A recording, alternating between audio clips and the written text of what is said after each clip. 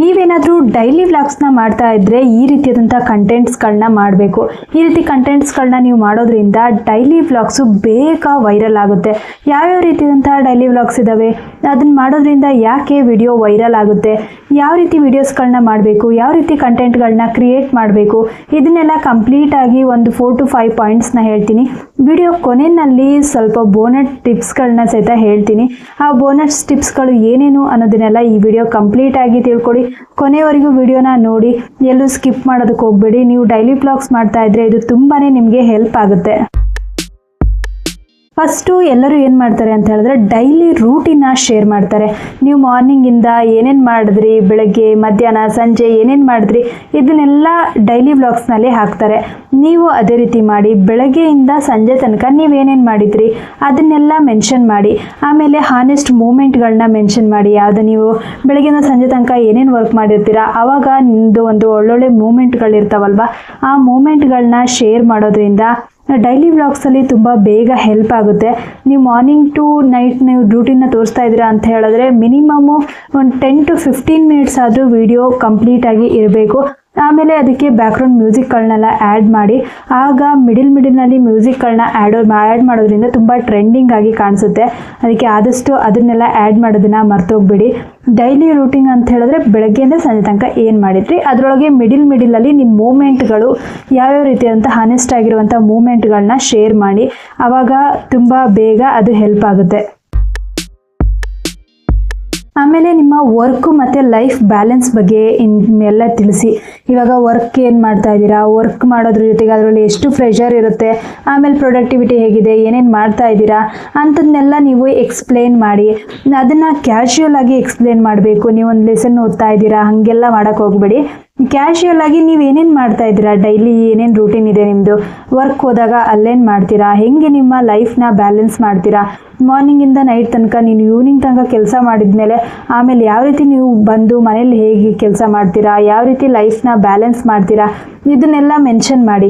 ಇದನ್ನೆಲ್ಲ ಮೆನ್ಷನ್ ಮಾಡಿಬಿಟ್ಟು ನೀವು ಕೆಲಸದಲ್ಲಿ ಏನು ಮಾಡ್ತಾ ಇರ್ತೀರಲ್ವ, ಕೆಲಸದಲ್ಲಿ ಮೊಬೈಲ್ ಅಲ್ಲೋಯ್ತು ಅಂತಂದರೆ ಕೆಲಸದಲ್ಲಿ ಏನೇನು ಮಾಡ್ತಾ ಇದ್ದೀರಾ, ಯಾವ ರೀತಿ ನೀವು ಶೇರ್ ಮಾಡ್ತೀರಾ, ಡಾಕ್ಯುಮೆಂಟ್ಸ್ನ ಶೇರ್ ಮಾಡ್ತೀರಾ, ಯಾವುದೇ ಇರ್ಬೋದು ಅದನ್ನು ನೀವು ಶೇರ್ ಮಾಡಿ. ನಿಮ್ಮ ಲೈಫ್ ಸ್ಟೈಲ್ನ ನಿಮ್ಮ ಫ್ರೆಂಡ್ಸ್ ಜೊತೆಗಾಗಿರ್ಬೋದು, ನಿಮ್ಮ ಜೊತೆ ಇರೋ ಕೊಲೀಗ್ಸ್ ಜೊತೆ ಯಾವ ರೀತಿ ನೀವು ಲೈಫ್ ಬಗ್ಗೆ ಹೇಳ್ಕೊಳ್ತೀರಾ, ಏನು ಶೇರ್ ಮಾಡ್ತೀರಾ ಅಂಥವೆಲ್ಲ ನೀವು ಹೇಳಬೇಕಾಗುತ್ತೆ.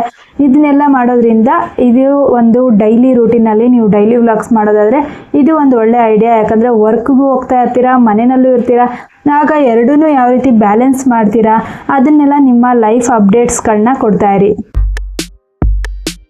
ಡೈಲಿ ಚಾಲೆಂಜ್ಗಳನ್ನ ತಗೊಳ್ಳಿ. ಇವಾಗ ಡೈಲಿ ಚಾಲೆಂಜ್ಗಳನ್ನ ನೀವು ನೋಡಿರ್ತೀರ, ಬೇರೆಯವರು ವರ್ಕೌಟ್ ಮಾಡೋದು ಅದ್ರ ಬಗ್ಗೆ ಚಾಲೆಂಜ್ ತೊಗೊತಾ ಇರ್ತಾರೆ, ವೆಯ್ಟ್ ಗೇನ್ ಮಾಡೋದ್ರ ಬಗ್ಗೆ, ವೆಯ್ಟ್ ಲಾಸ್ ಮಾಡೋದ್ರ ಬಗ್ಗೆ, ಇದ್ರದ್ದು ಬಗ್ಗೆ ಎಲ್ಲ ಚಾಲೆಂಜ್ಗಳನ್ನ ತಗೊಳ್ತಾ ಇರ್ತಾರೆ. ಯಾಕೆ ಆ ರೀತಿ ಎಲ್ಲ ಮಾಡ್ತಾರೆ ಅವರು, 14 ಡೇಸು 1 ಮಂತು ಯಾಕೆ ಆ ರೀತಿ ಎಲ್ಲ ಮಾಡ್ತಾರೆ ಅಂತಂದರೆ, ಆ ರೀತಿ ಮಾಡೋದ್ರಿಂದ ವ್ಯೂಸು ಜಾಸ್ತಿ ಬರುತ್ತೆ, ಸಬ್ಸ್ಕ್ರೈಬರ್ಸು ಬರ್ತಾರೆ, ನಿಮ್ಮನ್ನು ಇನ್ನೊಬ್ಬರು ಫಾಲೋ ಮಾಡ್ತಾ ಇರ್ತಾರೆ. ಅವರು ನೀವು ಡೈಲಿ ವಿಡಿಯೋಸ್ಗಳನ್ನ ಹಾಕೋದನ್ನು ಅವ್ರು ನೋಡ್ತಾ ಇರ್ತಾರೆ, ಅದೇ ರೀತಿ ಅವರು ಫಾಲೋ ಮಾಡ್ತಾ ಇರ್ತಾರೆ. ಈಗ ಎಷ್ಟೋ ಜನ ವೆಯ್ಟ್ ಲಾಸ್ ಮಾಡೋರಿದ್ದಾರೆ, ವರ್ಕೌಟ್ ಮಾಡೋರಿದ್ದಾರೆ, ವೆಯ್ಟ್ ಗೇನ್ ಮಾಡೋರಿದ್ದಾರೆ. ಈ ರೀತಿ ಚಾಲೆಂಜ್ಗಳನ್ನ ತಗೊಂಡು ಮಾಡ್ತಾ ಇದ್ದರೆ ಆಗ ಅದು ನಿಮ್ಮ ಚಾನಲ್ಲು ತುಂಬ ಬೇಗ ಇಂಪ್ರೂವ್ಮೆಂಟ್ ಆಗುತ್ತೆ. ಈ ರೀತಿ ಇವಾಗ ಏನಾದರೂ ಇವಾಗ ನಾನು ಮೊಬೈಲ್ ಟಚ್ ಮಾಡಲ್ಲ ಅಂಥೇಳಿ ಮಾರ್ನಿಂಗಿಂದ ನೀವು ಫುಲ್ ಡೇ ಏನೇನು ಮಾಡಿದ್ದೀರಾ, ನೀವು ಮೊಬೈಲ್ ಟಚ್ ಮಾಡಲಾರ್ದಾಗೆ ಬೇರೆ ಏನೇನು ವರ್ಕ್ ಮಾಡಿದ್ದೀರಾ ಇದನ್ನೆಲ್ಲ ನೀವು ತೋರಿಸ್ಬೇಕಾಗುತ್ತೆ. ಆಗ ನೀವು ಏನೇನು ವರ್ಕ್ ಮಾಡಿದ್ದೀರಾ ಅಂತಲೂ ಗೊತ್ತಾಗುತ್ತೆ. ಮೊಬೈಲ್ ಇಲ್ಲದೆ ಹೇಗೆ ಲೈಫ್ ಲೀಡ್ ಮಾಡಿದ್ದೀರಾ, ಒನ್ ಡೇ ಫುಲ್ಲು ಯಾವುದೇ ಸೋಷಿಯಲ್ ಮೀಡಿಯಾ ನೋಡಲ್ಲ, ಯೂಟ್ಯೂಬು, ಇನ್ಸ್ಟಾಗ್ರಾಮು, ಫೇಸ್ಬುಕ್ಕು ನೀವು ಯಾವುದು ನೋಡಲ್ಲ. ಇವ್ಯಾವುದು ನೋಡಲಾರ್ದಂಗೆ ಹೇಗೆ ಒನ್ ಡೇ ಫುಲ್ಲು ನೀವು ಲೈಫ್ನ ನಿಮ್ಮ ಡೇನ ಸ್ಪೆಂಡ್ ಮಾಡಿದ್ರಿ ಇದನ್ನೆಲ್ಲ ನೀವು ಮೆನ್ಷನ್ ಮಾಡೋದ್ರಿಂದ, ಈ ರೀತಿ ಎಲ್ಲ ಹೇಳೋದ್ರಿಂದ, ನಾರ್ಮಲ್ ಆಗಿ ನೀವು ಹೆಂಗೆ ಮಾತಾಡ್ತೀರೋ ಅದೇ ರೀತಿ ಮಾತಾಡಿ ಅವರಿಗೆ ತಿಳಿಸೋದ್ರಿಂದ ಇದರಿಂದ ನಿಮ್ಮ ಲೈಫ್ ಸ್ಟೈಲ್ನ ಅವರು ನೋಡ್ತಾ ಹೋಗ್ತಾರೆ. ಒಬ್ರೊಬ್ರು ಲೈಫ್ ಸ್ಟೈಲ್ನ ಅದನ್ನು ಅಳವಡಿಸ್ಕೊಳ್ತಾರೆ. ಅದಕ್ಕೆ ಆದಷ್ಟು ಈ ರೀತಿ ಡೈಲಿ ಲೈಫ್ ವಿಡಿಯೋಸ್ಗಳನ್ನ ಮಾಡಿ. ಇನ್ನೊಂದು ಬೆಸ್ಟ್ ಏನಂತ ಅಂದರೆ ಮನಿ ಪ್ಲಸ್ಸು ಲೈಫ್ ಬಗ್ಗೆ ನೀವೇನಾದರೂ ವೀಡಿಯೋಸ್ಗಳನ್ನ ಮಾಡ್ಬೋದು.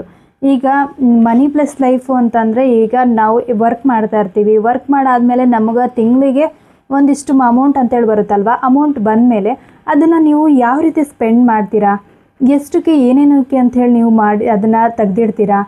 ಇವಾಗ ಲೈಫ್ ಮನೆಯಲ್ಲಿ ನಿಮಗೆ ರೇಷನ್ಗಾಗಿರ್ಬೋದು, ಬೇರೆ ಏನೋ ಹಾಸ್ಪಿಟಲ್ ಖರ್ಚು, ಅದು ಖರ್ಚು ಇದು ಖರ್ಚು ಅಂಥೇಳಿ ನೀವು 1000 2000 ಹೀಗೆ ತೆಗೆದಿಡ್ತೀರಲ್ವ, ಅದ್ರ ಬಗ್ಗೆ ನೀವು ಮಾಡೋದ್ರಿಂದ, ವೀಡಿಯೋಸ್ಗಳನ್ನ ಮಾಡೋದ್ರಿಂದ, ಆಮೇಲೆ ಏನೇನು ಎಕ್ಸ್ಪೆನ್ಸಸ್ ಆದವು ಅಂಥೇಳಿ ವಿಡಿಯೋನಲ್ಲಿ ಹೇಳೋದು, ಆಮೇಲೆ ಎಷ್ಟು ಸೇವ್ ಮಾಡ್ತಾ ಇದ್ದೀನಿ, ಹೇಗೆ ಸೇವ್ ಮಾಡ್ತೀನಿ, ಏನೇನು ನಾನು ಸ್ಪೆಂಡ್ ಮಾಡ್ತಾ ಇದ್ದೀನಿ, ಯಾವುದ್ಯಾವುದನ್ನು ನಾನು ಸೇವ್ ಮಾಡ್ತಾ ಇದ್ದೀನಿ, ಈ ರೀತಿ ಎಲ್ಲ ವೀಡಿಯೋಸ್ಗಳನ್ನ ಮಾಡೋದು.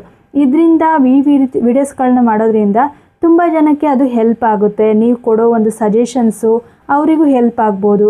ಆದ್ದರಿಂದ ನಿಮ್ಮ ಚಾನಲ್ನ ಸಬ್ಸ್ಕ್ರೈಬ್ ಮಾಡ್ಬೋದು, ಸಪೋರ್ಟ್ ಮಾಡ್ಬೋದು. ನೀವು ಹಾಕೋ ವೀಡಿಯೋಸ್ಗಳನ್ನ ಡೈಲಿ ಅವರು ನೋಡ್ಬೋದು. ಇದನ್ನು ನೀವು ಅಳವಡಿಸ್ಕೊಳ್ಳಿ. ಈ ವಿಡಿಯೋಸ್ಗಳನ್ನ ಮಾಡಿ.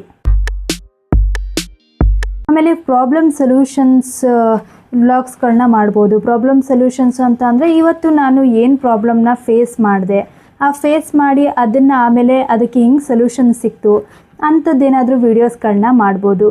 ಏನೇ ಆಗಿರ್ಬೋದು, ನೀವು ಇವಾಗ ಡೈಲಿ ಲೈಫಲ್ಲಿ ಅಂತ ಹೇಳಿದ್ರೆ ಒಂದೊಂದು ಪ್ರಾಬ್ಲಮ್ಗಳನ್ನ ನಾವು ಫೇಸ್ ಮಾಡ್ತಾನೆ ಇರ್ತೀವಿ. ಆ ಫೇಸ್ ಮಾಡೋ ಪ್ರಾಬ್ಲಮ್ಸ್ಗಳನ್ನ ನೀವು ವೀಡಿಯೋಸ್ ಮಾಡಿ ಹಾಕಿ. ಆಮೇಲೆ ಕಾಪಿರೈಟ್ ಬರೋಂಗೆ ಎಲ್ಲ ಮ್ಯೂಸಿಕ್ಗಳನ್ನೆಲ್ಲ ಆ್ಯಡ್ ಮಾಡೋದಕ್ಕೆ ಹೋಗಬೇಡಿ.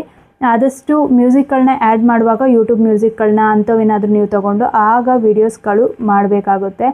ನೆನಪಿರಲಿ, ಇದನ್ನು ಮೇನಾಗಿ ನೆನಪಿಟ್ಕೊಳ್ಳಿ. ವೀಡಿಯೋಸ್ ಮಾಡುವಾಗ ಇದನ್ನೆಲ್ಲ ನೆನಪಿಟ್ಕೊಂಡೆ ನೀವು ವೀಡಿಯೋಸ್ಗಳನ್ನ ಮಾಡಬೇಕಾಗುತ್ತೆ. ಆಮೇಲೆ ಡೈಲಿ ಲೈಫಲ್ಲಿ ನೀವು ಏನೇನಿದೆ, ಏನೇನು ಫೇಸ್ ಮಾಡ್ತಾ ಇದ್ದೀರಾ ಇದನ್ನೆಲ್ಲ ನೀವು ಮೆನ್ಷನ್ ಮಾಡಿ. ಆಮೇಲೆ ಈ ಫೇಸ್ ಮಾಡಿ ಅದಕ್ಕೆ ಹೆಂಗೆ ಸೊಲ್ಯೂಷನ್ ಕಂಡುಹಿಡ್ಕೊಳ್ತಾ ಇದ್ದೀರಾ, ನಿಮಗೆ ಬೇರೆ ಯಾರಾದರೂ ಸೊಲ್ಯೂಷನ್ ಕೊಟ್ರಾ, ಇಲ್ಲ ನೀವೇ ಅದಕ್ಕೆ ಸೊಲ್ಯೂಷನ್ ಕಂಡುಹಿಡ್ಕೊಂಡ್ರಾ, ಈ ರೀತಿ ಎಲ್ಲ ವೀಡಿಯೋಸ್ಗಳನ್ನ ಕ್ರಿಯೇಟ್ ಮಾಡಿ. ಇದ್ರ ಜೊತೆಗೆ ನೈಟ್ ರಿಫ್ಲೆಕ್ಷನ್ ವ್ಲಾಗ್ಸ್ಗಳನ್ನೆಲ್ಲ ಮಾಡ್ಬೋದು. ಅದು ಯಾವ ರೀತಿ ಮಾಡೋದು ಅಂತ ಹೇಳಿದ್ರೆ, ಈಗ ಫುಲ್ ಡೇ ನಿಮ್ಮ ಲೈಫಲ್ಲಿ ಏನಾಯಿತು, ಹೇಗಿತ್ತು ನಿಮ್ಮ ಡೇ, ಹೇಗೆ ಹೋಯಿತು, ಆಮೇಲೆ ಏನೇನು ಮಾಡಿದ್ರಿ, ಇದನ್ನು ಡೈಲಿ ಲೈಫಲ್ಲಿ ಯಾವ ರೀತಿ ಮಾಡ್ತೀರೋ ನೈಟು ನೀವು ಒನ್ ಡೇ ಈ ಟೈಮಲ್ಲಿ ನೀವು ವೀಡಿಯೋಸ್ಗಳನ್ನ ಹಾಕ್ತಾಯಿದ್ದೀರಾ ಅಂದರೆ, ನಾನು ದಿನ ಹೀಗಿತ್ತು, ಈ ರೀತಿ ಪ್ರಾಬ್ಲಮ್ಗಳನ್ನ ಫೇಸ್ ಮಾಡಿದೆ, ಈ ರೀತಿ ಮಾಡಿದೆ ಅಂತ ನೈಟ್ ವೀಡಿಯೋಸ್ಗಳನ್ನ ನೀವು ಇಂಥವನ್ನ ನೀವು ಅಪ್ಲೋಡ್ ಮಾಡ್ಬೋದು. ಫುಲ್ ಡೇ ನೀವು ವರ್ಕ್ ಮಾಡ್ತಾಯಿದ್ದೀರಾ ಅಂದರೆ ವರ್ಕ್ ಹೋಗಿ ಬಂದೆ, ಈ ರೀತಿ ಮಾಡಿದೆ, ಹಾಗೆ ಈ ರೀತಿ ಇತ್ತು ನನ್ನ ದಿನ ಅಂಥೇಳಿ ಹೇಳ್ಬೋದು. ಆಮೇಲೆ ಗೈಸ್ ನನ್ನ ಲೈಫು ಹೀಗಿತ್ತು, ಇವತ್ತೆಲ್ಲ ಈ ಫುಲ್ ಡೇ ಈ ರೀತಿ ಸ್ಪೆಂಡ್ ಮಾಡಿದೆ, ನಾನು ಡೈರಿ ಬರೆದೆ, ಅದು ಬರೆದೆ, ಇದು ಬರೆದೆ ಅಂಥೇಳಿ ಹೇಳ್ಬೋದು. ಈ ರೀತಿ ಎಲ್ಲ ನೀವು ವೀಡಿಯೋಸ್ಗಳನ್ನ ಮಾಡ್ಬೋದು. ಇದು ಡೈಲಿ ವ್ಲಾಗ್ಸ್ ಮಾಡೋರು ತುಂಬ ಜನನೇ ಇದ್ದಾರೆ ಇವಾಗ. ಬೇರೆ ಬೇರೆ ಡಿಫ್ರೆಂಟಾಗಿ ಮಾಡ್ತಾ ಇರ್ತೀರ. ಆದರೆ ಡೈಲಿ ವ್ಲಾಗ್ಸಲ್ಲಿ ಇವೆಲ್ಲ ಬರುತ್ತೆ.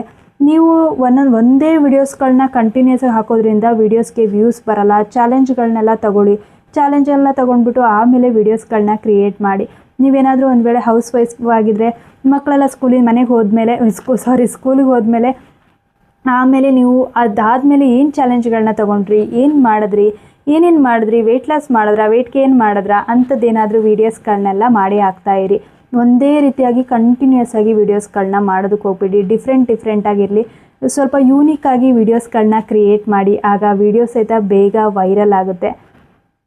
ಇದೆಲ್ಲ ನಿಮಗೂ ಇಷ್ಟ ಆಗಿದ್ರೆ ಈ ವಿಡಿಯೋ ಡೈಲಿ ವ್ಲಾಗ್ಸ್ ಹೇಗೆ ಮಾಡೋದು, ಯಾವ ರೀತಿ ವೀಡಿಯೋಸ್ಗಳನ್ನ ಕ್ರಿಯೇಟ್ ಮಾಡಬೇಕು ಅಂಥೇಳಿ ನಾನು ಅಂದೆ. ಇದಾದಮೇಲೆ ಕೆಲವೊಂದು ಬೋನಸ್ ಟಿಪ್ಸ್ಗಳನ್ನ ನಾನು ಹೇಳ್ತೀನಿ ಅಂತೇಳಿ ಅಂದಿದ್ದೆ. ಹೌದು, ಬೋನಸ್ ಟಿಪ್ಸ್ಗಳನ್ನ ಈಗ ಒನ್ ಬೈ ಒನ್ ಹೇಳ್ತಾ ಹೋಗ್ತೀನಿ. ಫಸ್ಟು ಮೇನಾಗಿ ಮಾಡಬೇಕಾಗಿರೋದು ಒಂದು ಸ್ಟ್ರಾಂಗ್ ಹುಕ್ ಇರಬೇಕು. ನೀವು ಇವಾಗ ವೀಡಿಯೋಸ್ಗಳನ್ನ ಮಾಡಿರ್ತೀರ, ಅದರೊಳಗೆ ಒಂದು ಎಮೋಷನ್ ಇರ್ಬೋದು, ನಿಮ್ಗೇನಾದರೂ ಫೇಸ್ ಮಾಡಿರ್ಬೋದು, ಯಾರ ಜೊತೆಗೂ ಒಂದು ಫೈಟ್ ಮಾಡಿರ್ಬೋದು, ಅಂಥದ್ದೇನಾದರೂ ನೀವೇನಾದರೂ ಹೇಳ್ಕೊಳ್ತಾ ಇರ್ಬೋದು. ಅದನ್ನು ಫಸ್ಟ್ ಫ್ರಂಟಲ್ಲಿ ಹಾಕಿ ಒಂದು 0 to 30 ಸೆಕೆಂಡ್ ಒಳಗಡೆ ಅದಿರಲಿ. ಅದಿಷ್ಟನ್ನ ಹಾಕಿದಾಗ ಆಗ ಸ್ವಲ್ಪ ಏನು ಹೇಳಿದ್ದಾರೆ ಇವರು ಅಂಥೇಳಿ ಕ್ಯೂರಿಯಾಸಿಟಿ ಇರುತ್ತೆ.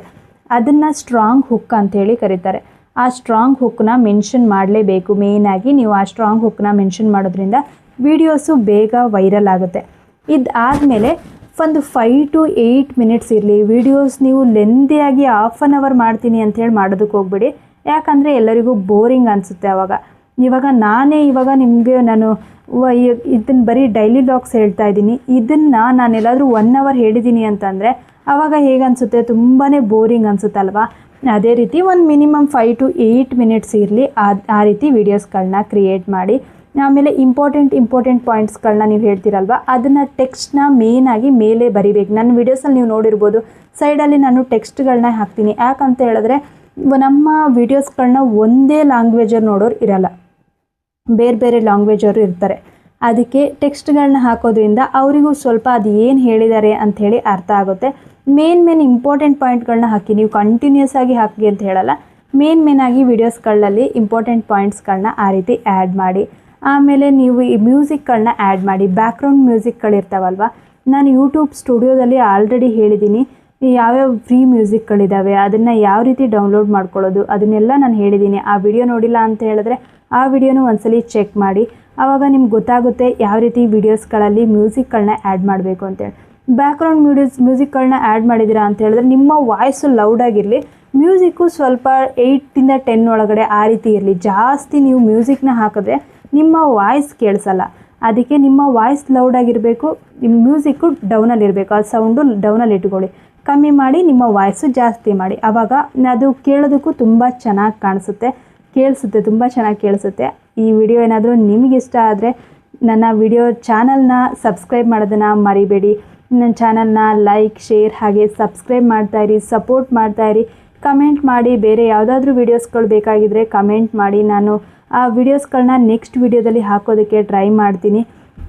ನಿಮ್ಗೆ ಏನಾದರೂ ಡೌಟ್ಸ್ ಇತ್ತು ಅಂತಂದರೂ ನನಗೆ ಕಮೆಂಟ್ಸ್ ಮಾಡಿ. ಈ ವಿಡಿಯೋ ಇಷ್ಟ ಆಗಿದ್ದರೂ ಕಮೆಂಟ್ಸ್ ಮಾಡಿ. ನನ್ನ ಚಾನಲ್ನ ಸಬ್ಸ್ಕ್ರೈಬ್ ಮಾಡೋದನ್ನು ಮರಿಬೇಡಿ. ನೆಕ್ಸ್ಟ್ ವಿಡಿಯೋದಲ್ಲಿ ಸಿಗೋಣ. Thanks for watching. ಬಾಯ್.